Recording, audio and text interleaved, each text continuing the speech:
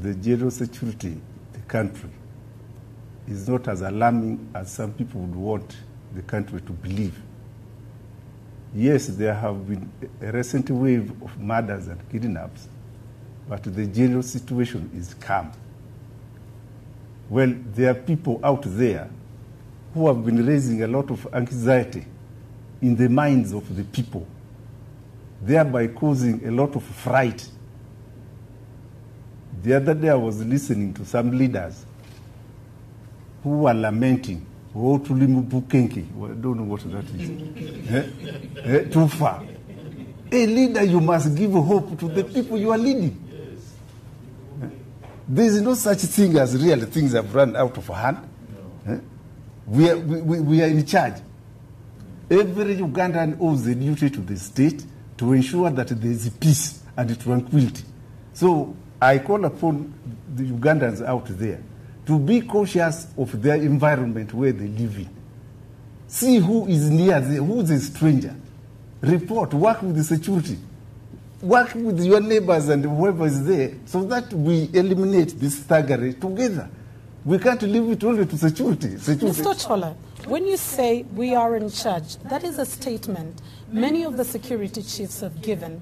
And unfortunately, in the recent past, it would be said, and in the next day probably, another person is kidnapped, another person is murdered. For example, for the cases of the women murders in Entebbe. Would you still say that same statement to a person who lost a relative through those kidnaps and the wave of murders? If we were not in charge, then there would be lawlessness everywhere. In the whole country, there would be lawlessness. That's why I'm saying that, yes, I'm admitting that, yes, recently there was a spate of kidnaps and murders, yes. But still, we have taken charge, we arrested a number of people. Actually, most of them have been arrested. They're in reports. So at least this security is doing what it is mandated to do. That's what I'm saying. Whatever activity takes place in the public out there, you always send to me. All right. Just for the overview bit, I'll have you, the government spokesperson, Mr. Fonoko. Well, let me just add my voice to say, majority of Ugandans are good people, law-abiding, and therefore our call really is, first of all, don't lose confidence in your government and its security agencies. Don't lose confidence in yourself, because to do so would to yield the ground to criminals who want it to have it the easy way. Secondly, Ugandans should pay a lot of attention to the changing nature of society, which also determines changing nature of crimes that are taking place around the world, not just Uganda. For the criminals who are squatting somewhere in hiding, we should speak with one voice to them.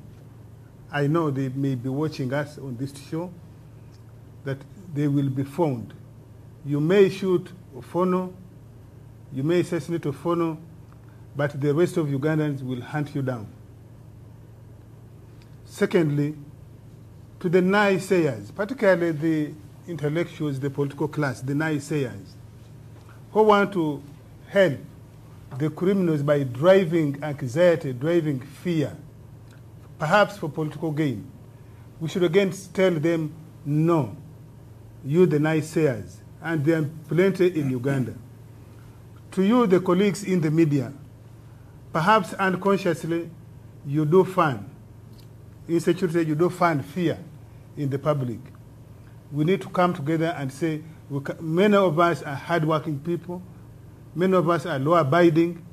We should never let our platforms be used by criminal elements to threaten the gains Ugandans are making.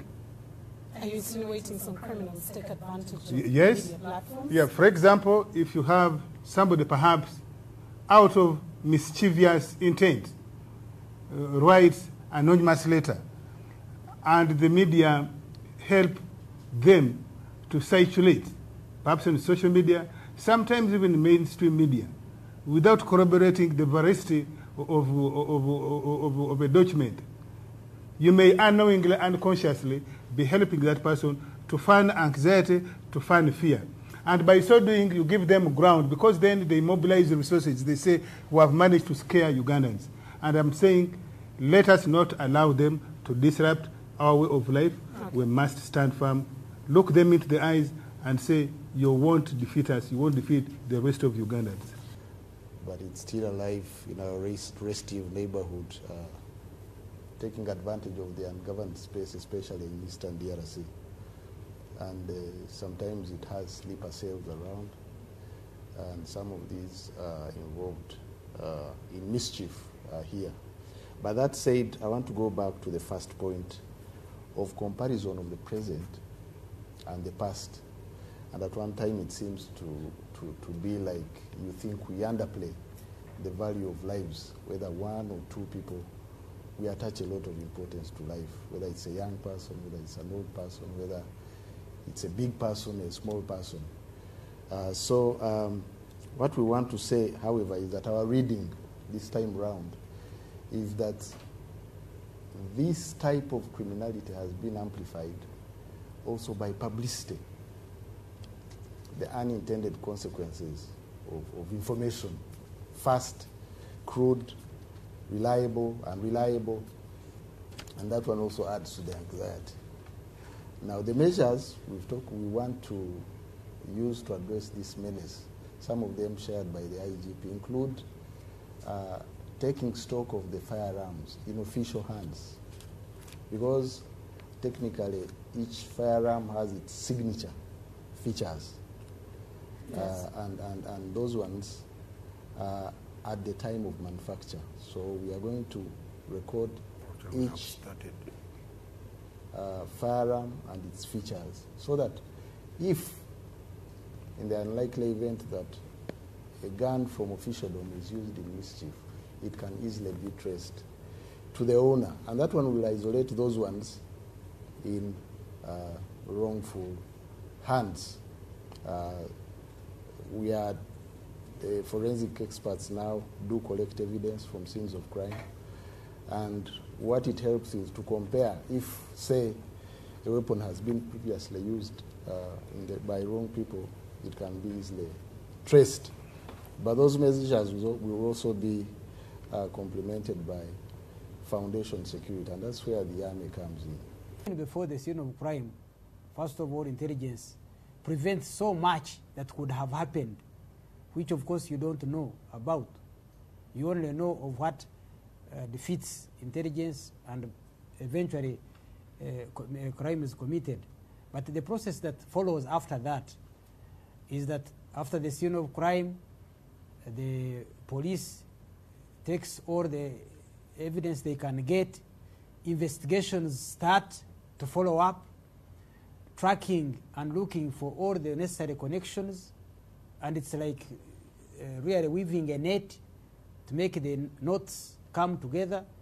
Is not just as easy as talking about it.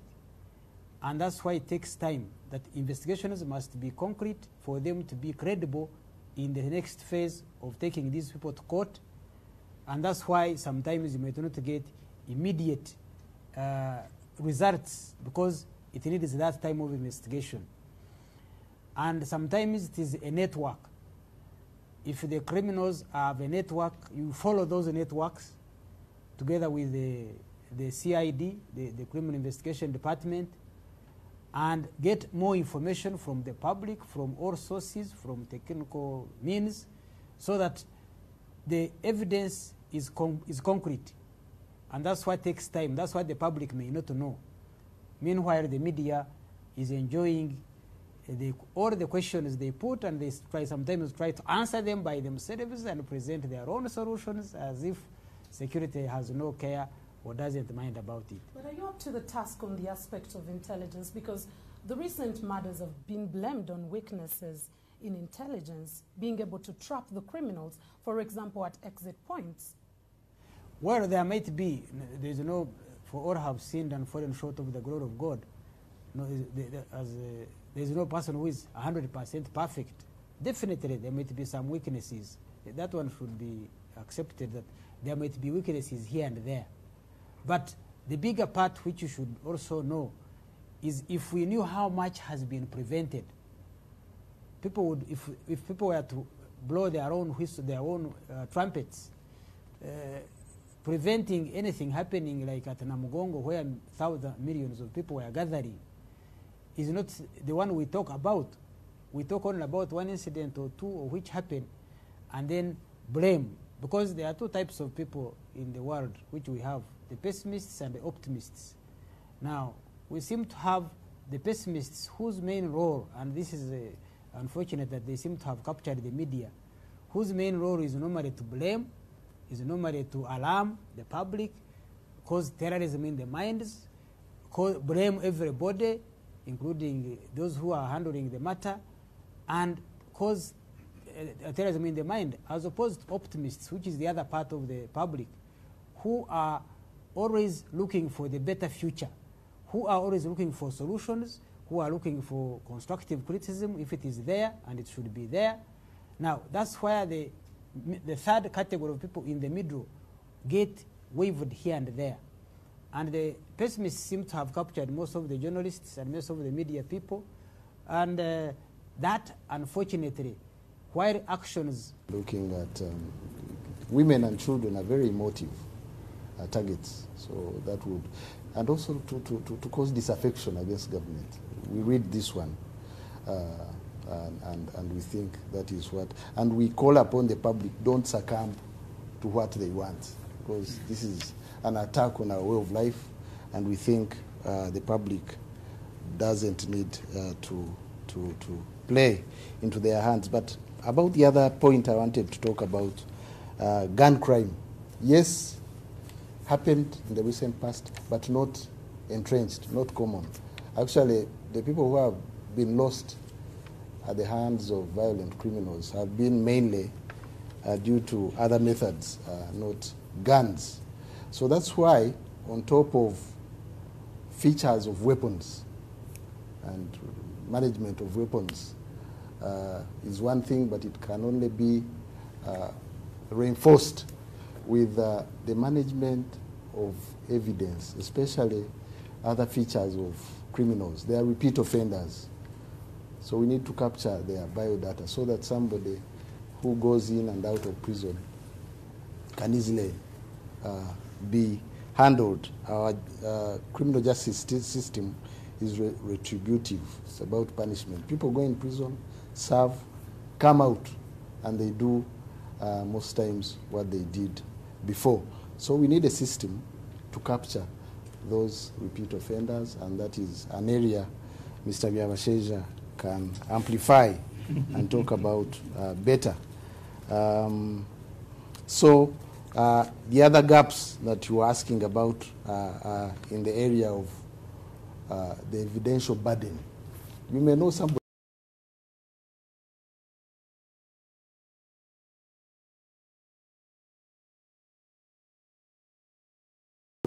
that you have to read the threshold of proof you have to satisfy court in order to achieve convictions. Some people are not convicted because of technical reasons. They go back to do what they did. So those are challenges we need to look at in a holistic way in order to address this menace. All right, still on the aspect of motivations, I think I'll come back. He did a supplement to that. I'll still come back to you. General JJ. First of all, as I had started to point out, see, we all live in a society, and the society is dynamic. It is therefore important for us to understand this society which we live in. If again you take the case of the women in Nansana and Wakiso that you quoted about, what kind of human beings are these, and what kind of lives do they live? What are the objective socio-economic conditions that they live in? Once we begin to understand this, we may begin to cull a little, to get a little understanding of their circumstances and therefore the drivers for the actions that we eventually interpret as crime, and therefore why they become susceptible as victims of crime. So that is one. We must understand the socio-economic objective conditions of these people and the communities they live in.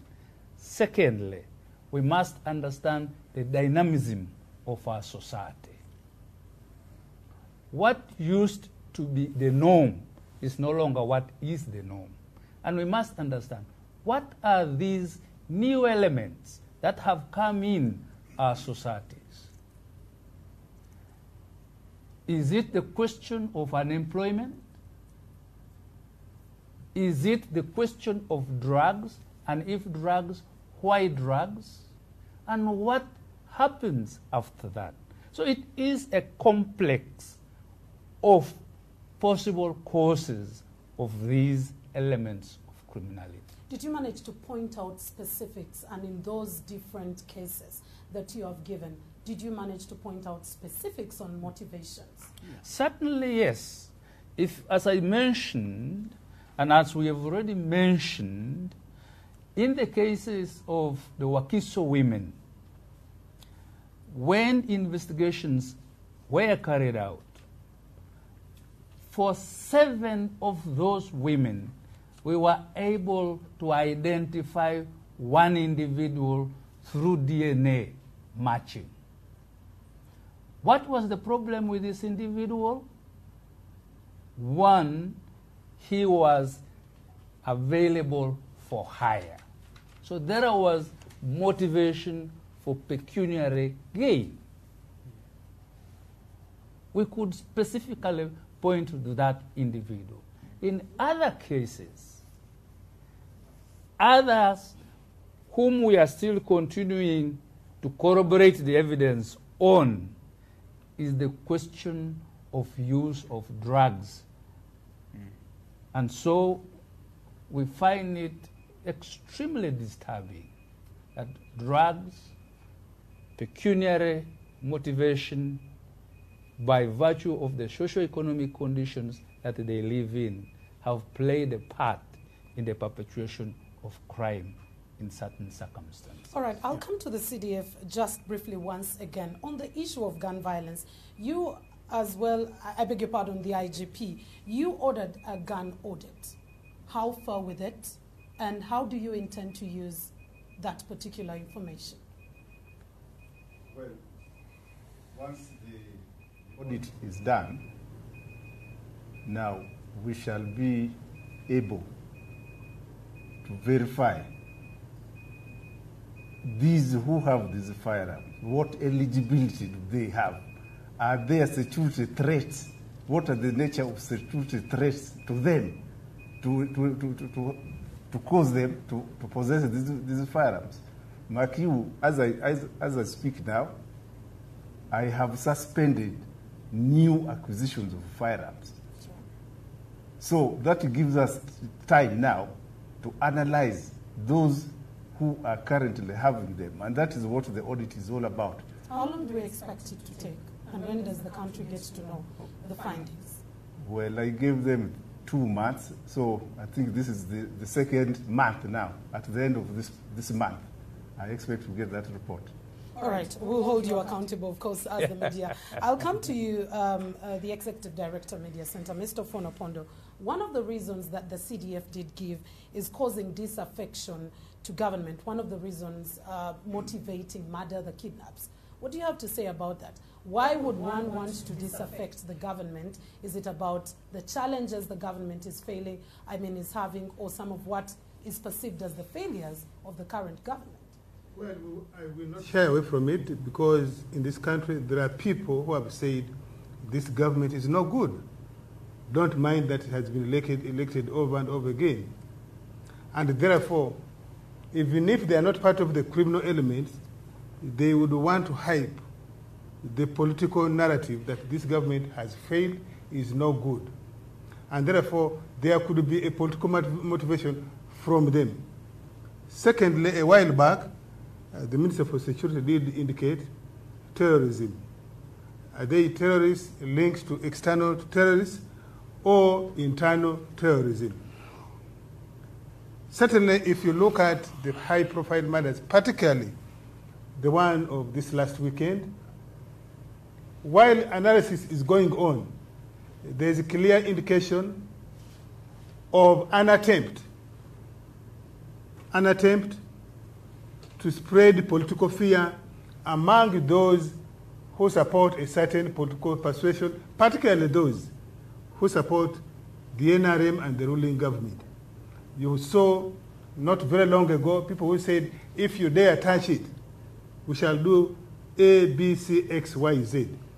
When we are still analyzing and trying to connect the dots, we won't discount that. It seems to me, and general government, and today the president did mention it, I don't think the president was talking out of the blue, that there seems to be an attempt by mischievous political actors in the futile hope that they can intimidate their contenders, their opponents in the political field, not to publicly attest to what they would like to have. And we want to tell them that they will not succeed in intimidating the NRM, and indeed we would not want either the NRM to intimidate those who contend with the NRM. The NRM has built a vibrant, robust, democratic dispensation that there should be no reason for any political actor to work with the criminals, to perpetuate, to instigate political assassination, political intimidation using violence. Whatever differences that we have, the peaceful legal platforms do exist to enable us to contend and resolve those through democratic means, either in courts of law or in elections, like many cycles of elections that we have. So that's one. The second one, in some of the cases there have been clearly financial motives. Take the cases of either real kidnaps, where people ask for ransom. Clearly those are looking for quick money perhaps. Two, if you look at the cases, many of the cases of false kidnaps, self-kidnaps, where somebody hides in the hope that they can blackmail their friends, their business associates, their family members into giving money. So there's clearly pecuniary or financial interest. Now, what should we do? The ones who have pecuniary financial interest, we need to tell them in clear language that this is not the best way because it is criminal to try to use this method to earn a living. The ones who want to use this as a political motive, who have political motive, which we are still following, we need to tell them publicly that this is unacceptable, using assassination, using blackmail, using intimidation as a way to push your political agenda. The NRM has fought a long battle and the history is known. Never once did the NRM use political assassination. Even when NRM came into government, take the example of ADF, take the example of LRA, take the example of UPA. Quite often, the UPDF, NRA then would say, please come out and give clear notice. Never once did the NRA or the government of Uganda use assassination. And we would want to persuade our fellow political contenders that if they want to take that line, it is a futile attempt. You can assassinate one person, you may even assassinate 100 people, but you will not kill the spirit of democracy of the majority of Ugandans, or indeed of the leaders in the NRM. There is no alarmism that comes from those, because they are positive. Namugongo happened, no incident happened, nobody died, so that's not the story. But nobody mentions the fact that the peaceful end of that celebration was because of the vigilance of our security forces. Why are people referring to us as an island of peace? The vigilance of our security forces. So really, there is a lot that is being done which does not have to be publicized to keep this country stable as it has been and as it will continue to be. So right. Yes, there is a joint effort of security forces, as it should be, because we are all working for one government.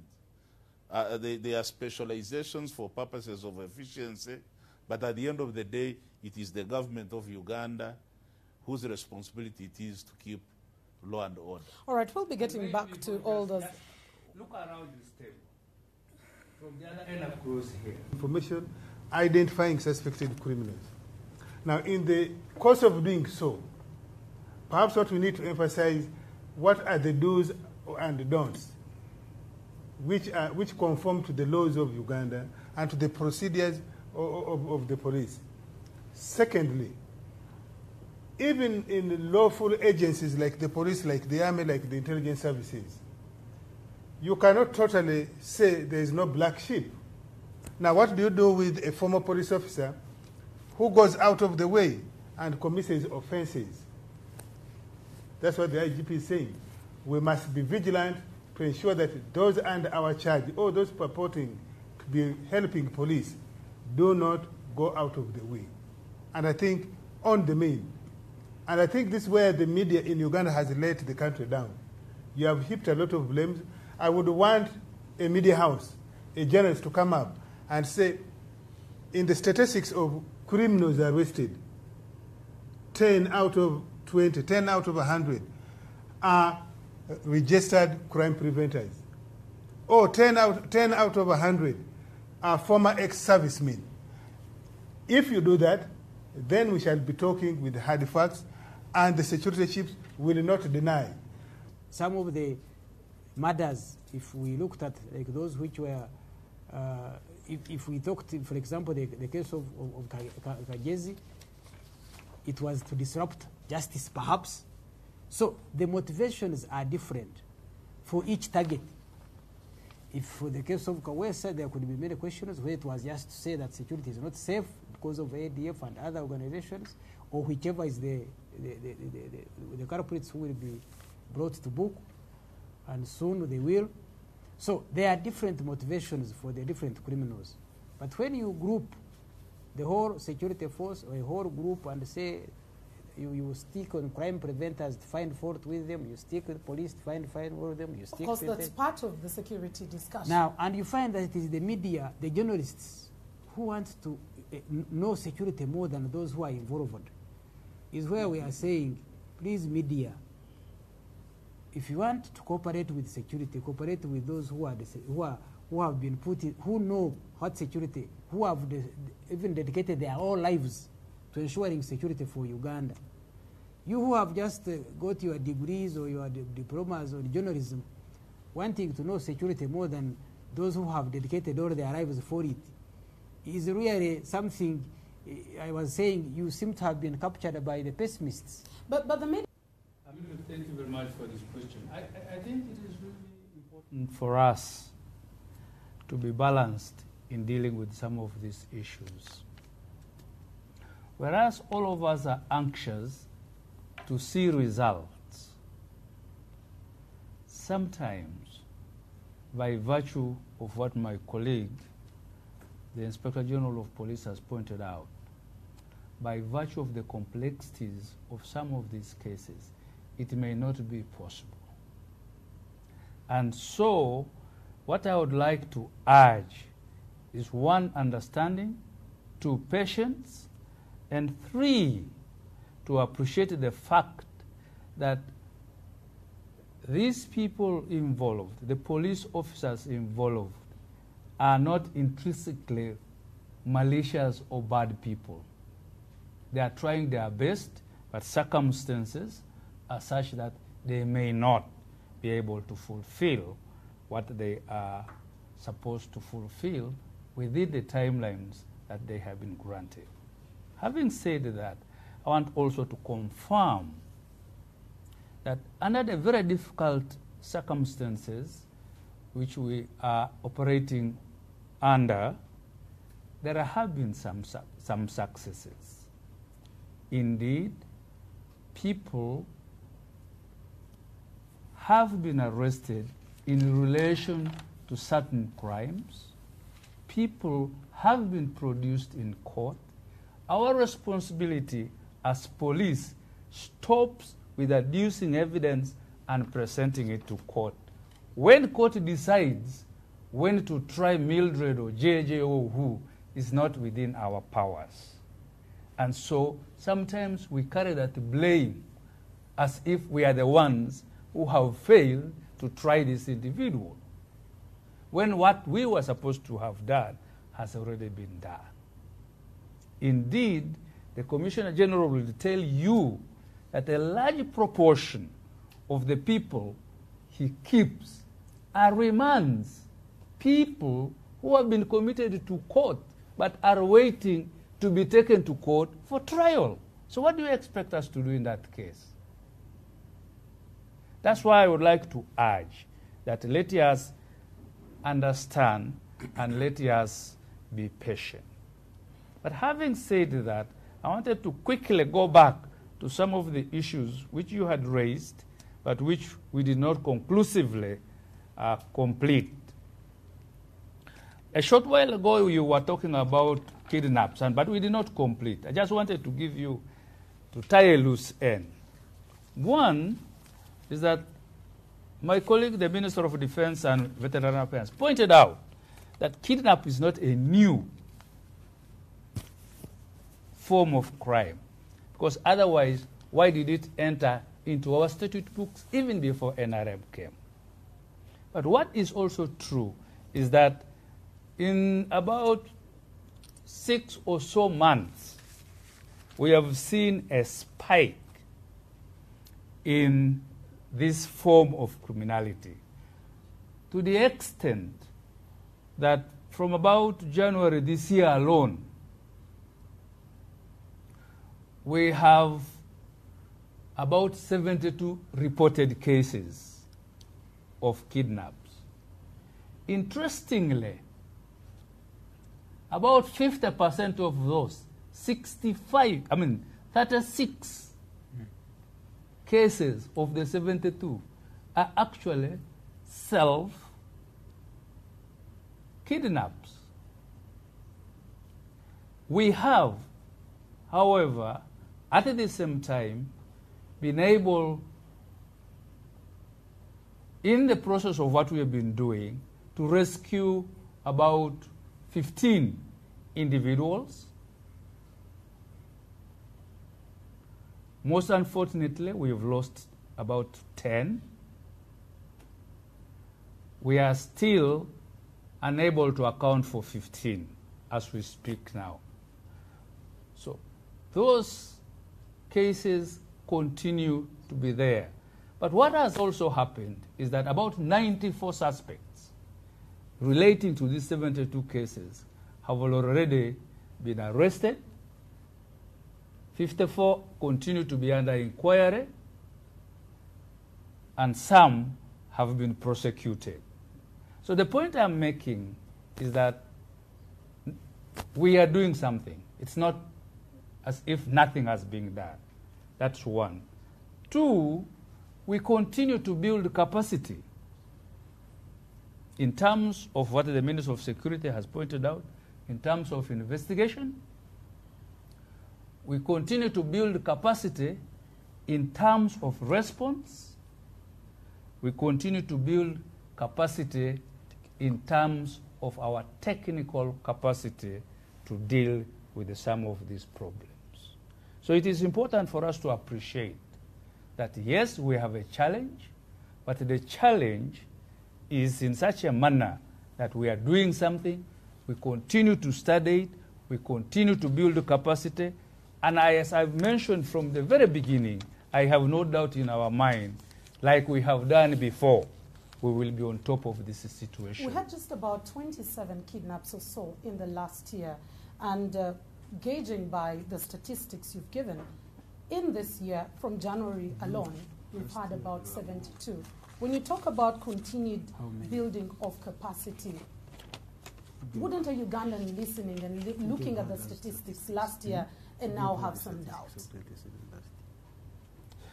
Well, I don't know when you talk about 27 last year. I will have to